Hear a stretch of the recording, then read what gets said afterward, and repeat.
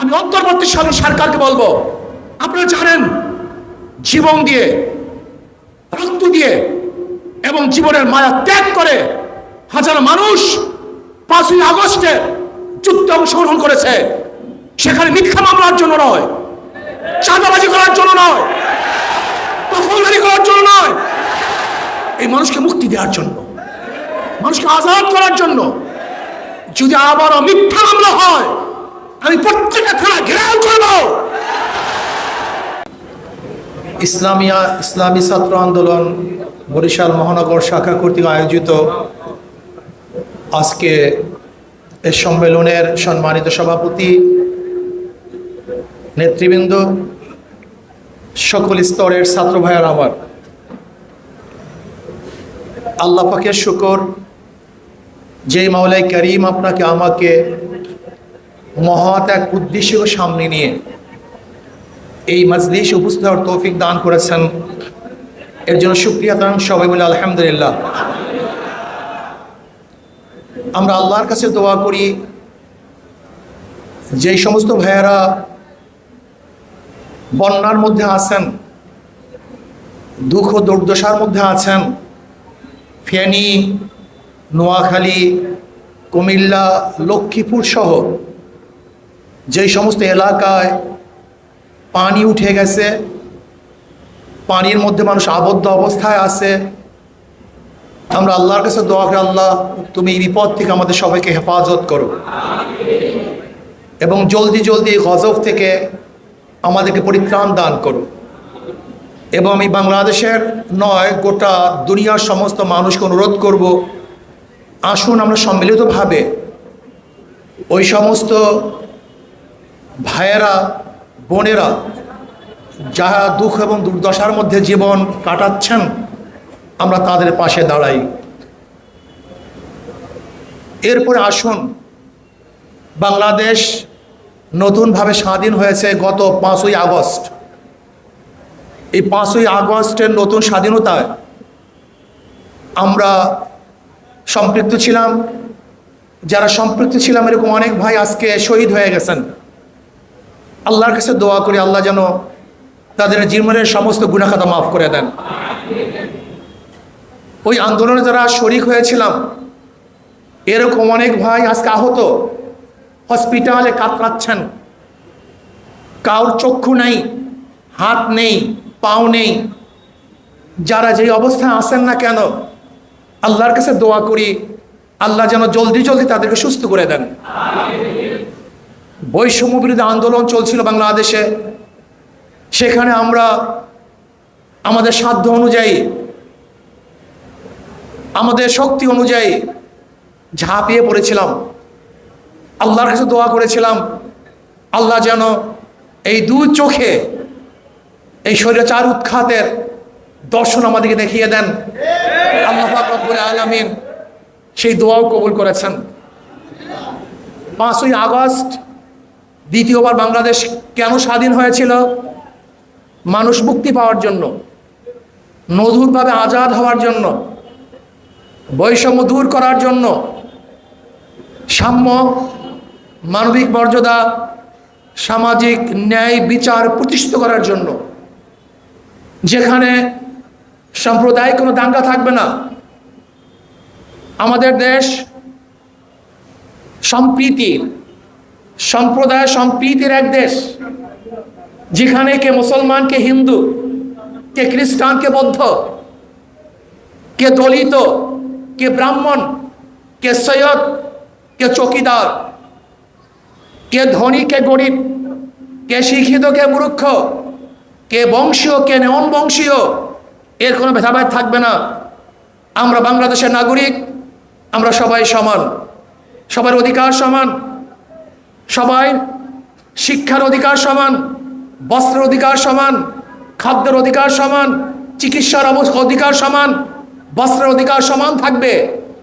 এরকম এক বাংলাদেশ দেখার জন্যই আমরা 5ই আগস্ট জীবন দিয়েছিলাম, রক্ত দিয়েছিলাম, আন্দোলন করেছিলাম। কিন্তু আমরা কি দেখলাম, কি দেখেছি? 5ই আগস্টের দ্বিতীয় স্বাধীনতার পরে আবার লুট, লুটতরাজ, খুন, হত্যা, দখলদারি, চাঁদাবাজি, এর জন্য তো বাংলাদেশের মানুষ জীবন দেয় নাই। এর জন্য তো বাংলাদেশের মানুষ রক্ত দেয় নাই। এর জন্য তো বাংলাদেশের মানুষ আহত নিহত হয় নাই। আজকে দেখেন, বাংলাদেশ ৭১ স্বাধীনতার পরে এই ৫২ বা ৫৩ বছর যারা ক্ষমতায় ছিল, এই জাতির আশা এবং আকাঙ্ক্ষার প্রতিফলন তারা ঘটাতে পারে নাই। প্রত্যেকটা শাসক তারা দল এবং ব্যক্তিকে প্রতিষ্ঠিত করেছে, এদেশের জনগণকে প্রতিষ্ঠিত করতে ব্যর্থ হয়েছে। আওয়ামী সরকার দীর্ঘ ১৬ বছরে কি করেছে? সমস্ত খাত ধ্বংস করে ফেলেছে। শিক্ষা খাতের অবস্থা কি দেখছি? ভণ্ডুল হয়ে গেছে। যে সিলেবাস করা হয়েছে সেখানে মানুষরূপী মানুষগুলি ওই শিক্ষা প্রতিষ্ঠান থেকে জানোয়ার হয়ে বের হতে বাধ্য করেছে। মানুষরূপী মানুষগুলি সেখানে একটা অত্যাচারী এবং জালেম হিসাবে গড়তে এই বর্তমান সিলেবাস প্রশিক্ষণ দিয়েছে। শিক্ষা ব্যবস্থাকে ভণ্ডুল করে ফেলেছে, ধ্বংস করে ফেলেছে। পরীক্ষা ব্যবস্থাকে অটো পাসের ব্যবস্থা করেছে, যা গোটা দুনিয়ার কেউ দেখে নেই। আসলে শিক্ষাঙ্গন ছেড়ে বাচ্চারা গাঁজা এবং মদের আসরে বসে গেছে। সারাদিন অনলাইনের পড়ার নামে আজকে সন্তানেরা সারাদিন ফেসবুক, ইউটিউব এবং নেটের মধ্যেই তারা নিমজ্জিত থাকে। বইয়ের কাছেও তারা যেতে পারছে না। এই হলো বর্তমান অবস্থা। শিক্ষার অবস্থা খারাপ, প্রশাসনের অবস্থাতে দেখছেন, অর্থনীতির অবস্থা দেখেছেন। আজকে যে সন্তান জন্মগ্রহণ করবে তার মাথার মধ্যেও ১.৫ লক্ষ টাকার ঋণ, ১.৫ লক্ষ টাকার ঋণ নিয়ে আজকে একটা সন্তান জন্মগ্রহণ করবে। প্রিয় ভাইয়ার আমার, ব্যাংকগুলিকে ডাকাতি করে সব শূন্য করে ফেলেছে। এরপরে আসুন অর্থনীতির অবস্থাতে বললাম, চিকিৎসার অবস্থাটা কি? বরিশাল মেডিকেলের অবস্থা দেখেন, যেখানে হাজার হাজার কোটি কোটি টাকা শিক্ষা খাতে বরাদ্দ, সেখানে বাংলাদেশের মানুষ চিকিৎসাবিহীন ধুঁকে ধুঁকে মরতেছে।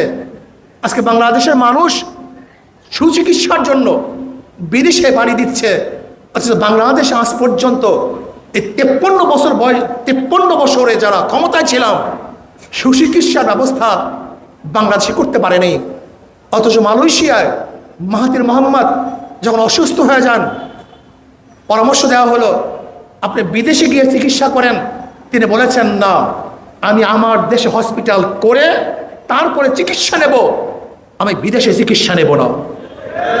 অথচ আমাদের দেশের যারা ক্ষমতায় ছিল তারা তো বিদেশে চিকিৎসা নেয়, আর আমাদের দেশের গরিব এবং যারা বিদেশে যেতে পারে না তারা ধুকে ধুকে মরার ব্যবস্থা করেছে।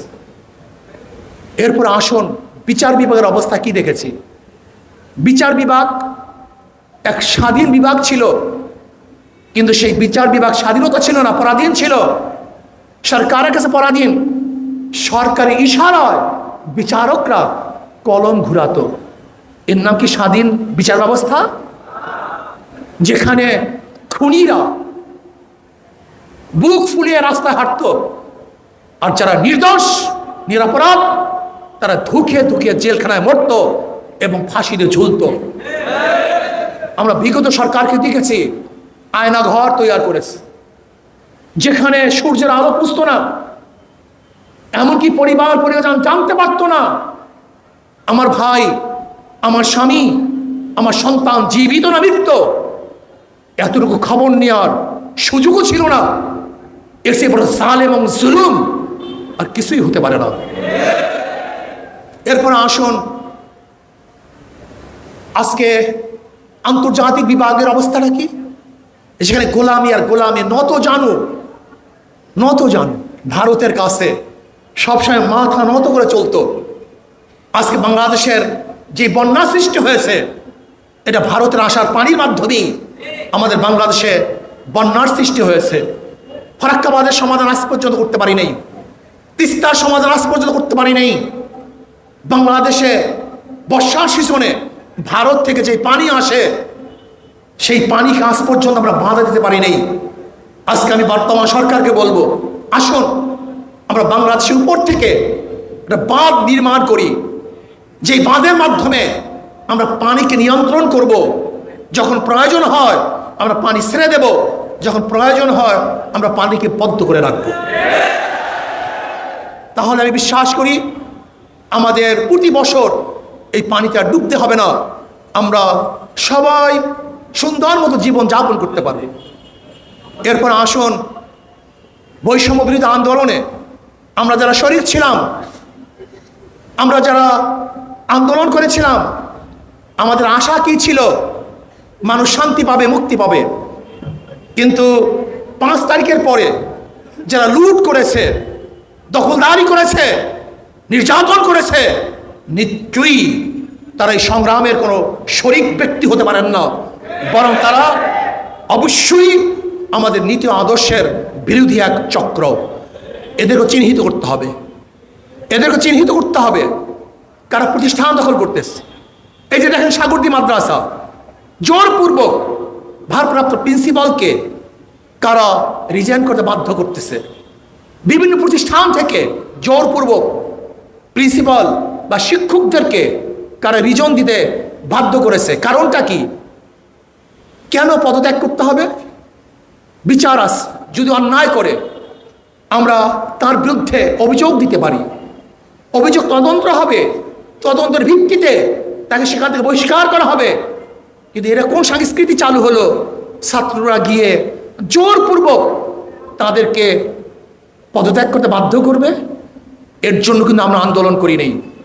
আমি অন্তর্বর্তী সরকারকে বলবো যে শিক্ষা ডিপার্টমেন্টে আসেন, যেখানে যেখানে জোরপূর্বক উস্তাদদেরকে, প্রিন্সিপালদেরকে পদত্যাগ করতে বাধ্য করেছে, আপনার তদন্তের ভিত্তিতে যদি তারা দোষী না হয় তাদেরকে দ্বিতীয়বার সেখানে কাজ করার সুযোগ করে দেন।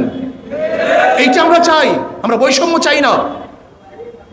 আমরা আওয়ামী লীগের বিরুদ্ধে মিথ্যা মামলার অভিযোগ তুলি, আওয়ামী লীগ মিথ্যা মামলা দায়ের করেছে, কিন্তু আজকেও বরিশাল, এই বরিশাল থানায় গিয়ে দেখেন আমাদের আব্দুল হালিম মাস্টার, আমাদের চরমনি ইউনিয়নের সহসভাপতি, তার বিরুদ্ধে আবার নতুনভাবে মিথ্যা মামলা হয়েছে।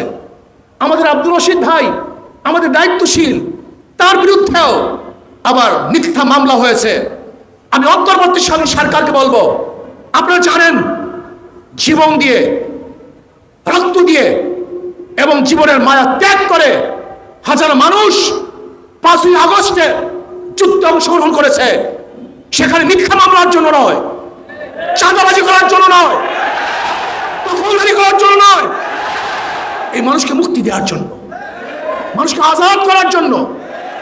যদি আবারও মিথ্যা মামলা হয় আমি প্রত্যেকটা থানা ঘেরাও করব এবং মিথ্যা মামলা তুলে দিতে বাধ্য করবে ইনশাআল্লাহ। মেরে ভাইয়েরা আমার, আমাদের বর্তমান অন্তর্বর্তীকালীন সরকার তিনি বলেছেন যে আমি ছাত্র কর্তৃক নিয়োজিত। আমি তাকে বলবো, এখানে যদি একটু কথা বলতেন তাহলে বৈষম্য বিরোধী আন্দোলনের মূল লক্ষ্য এবং উদ্দেশ্য প্রতিফলিত হতো। সেটা হলো আন্দোলনকারী লোকেরা আমাকে বসিয়েছে, আন্দোলনকারী লোকেরা বসিয়েছে। মনে রাখতে হবে এই আন্দোলন 5ই আগস্টের আন্দোলন, বিপ্লব এবং সংগ্রাম এবং স্বাধীনতা কোন এক ব্যক্তির, কোন এক দলের এবং কোন এক গোষ্ঠীর নয়। মনে রাখতে হবে, এটা বাংলাদেশকে যারা মুক্ত করতে চায়, জাতিকে যারা স্বাধীনতা ঘোষণা করতে চায়, যারা মানুষের অধিকারকে ফিরিয়ে দিতে চায়, এই আন্দোলন সবার আন্দোলন, এই আন্দোলন সবার আন্দোলন। এর জন্য আমি বর্তমান অন্তর্বর্তীকালীন সরকারকে বলবো, সংস্কার করুন। যেখানে যেখানে সংস্কারের প্রয়োজন আপনি সুন্দর মতো সংস্কার করুন। রাতারাতি যারা ক্ষমতায় যেতে চান, আমিও তাদেরকে বলবো, আগে দখল মুক্ত করেন, দখলদারি করার অভ্যাস ত্যাগ করুন, তারপরে দ্বিতীয়বার ক্ষমতা যাওয়ার স্বপ্ন দেখুন। 16 বছর কোথায় ছিলেন? আজকেই টাউন হলের সমস্ত জায়গাগুলি ব্যানার দিয়ে আটকিয়ে ফেলেছেন, ব্যানার দিয়ে আটকিয়ে ফেলেছেন। এর কারণটা কোথায়? এই দখলদারি মুক্ত করার জন্য আন্দোলন করেছে। একা দখল করবেন না? 16 বছর কোথায় ছিলেন? কি করেছেন? কোথায় ছিল আপনাদের ফেস্টুনি? কোথায় ছিল আপনাদের ব্যানার? আপনাদের কি পাওয়ার আছে আমরা জানি, আপনাদের কি শক্তি আছে আমরা সবাই জানি।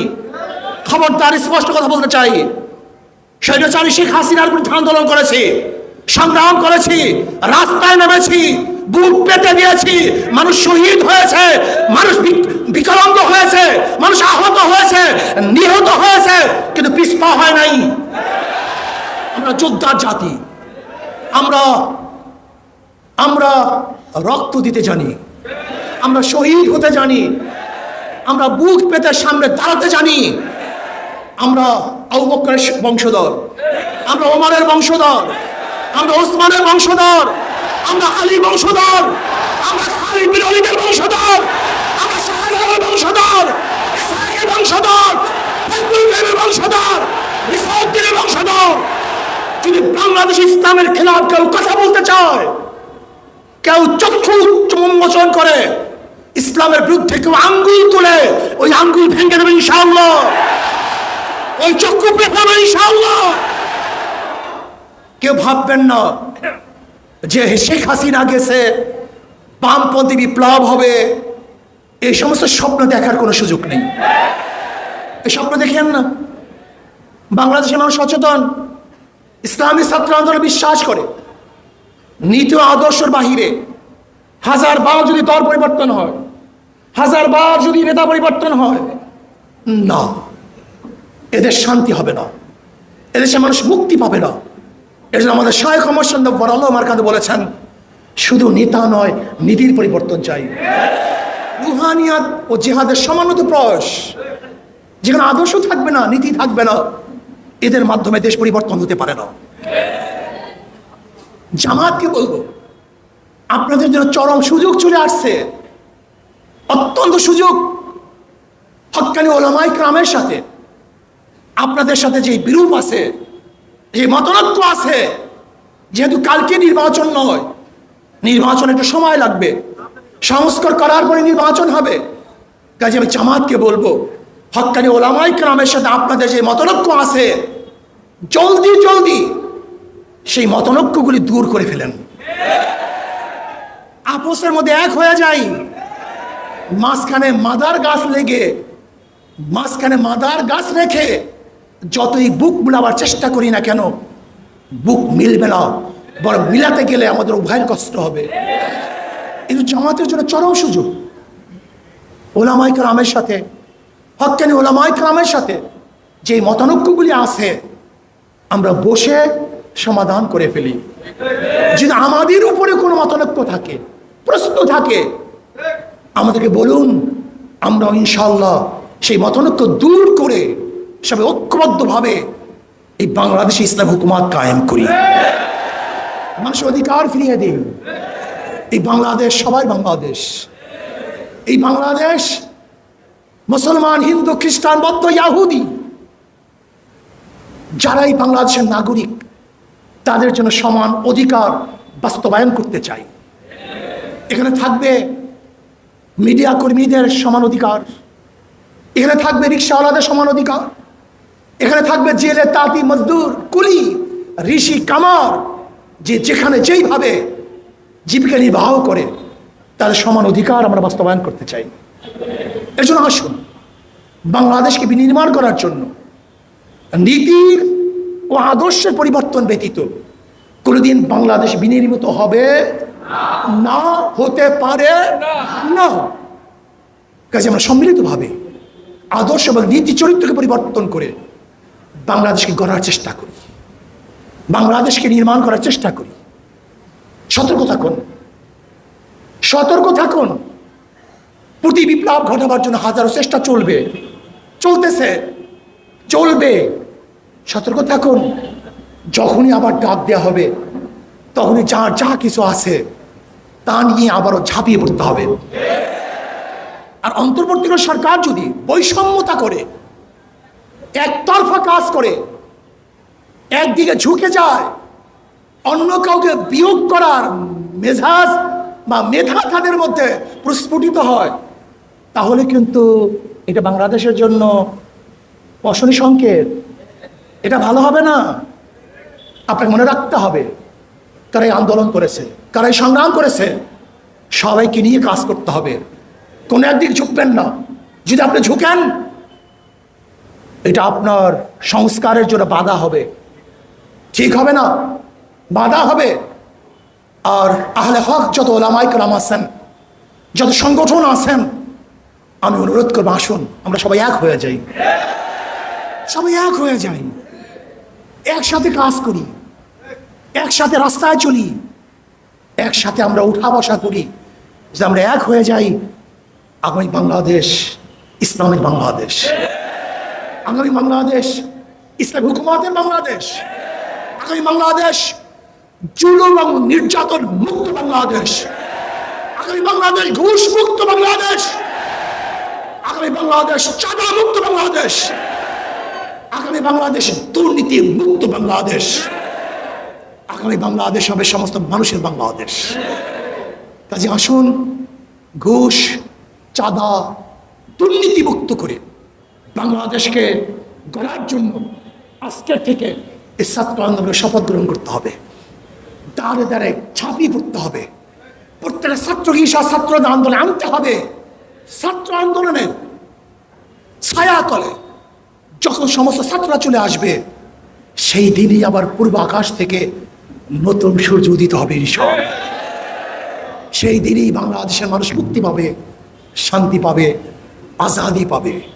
আসুন আমরা বাংলাদেশে গড়ার জন্য, ইসলাম হুকুমত কায়েম করার জন্য, সমস্ত মানুষের অধিকারকে ফিরিয়ে দেওয়ার জন্য আবারও চেষ্টা করব, দাওয়াত দেব, সংগ্রাম করব। আল্লাহ আমাকে এবং আমাদের সবাইকে সম্মিলিতভাবে কাজ করার তৌফিক দান করেন।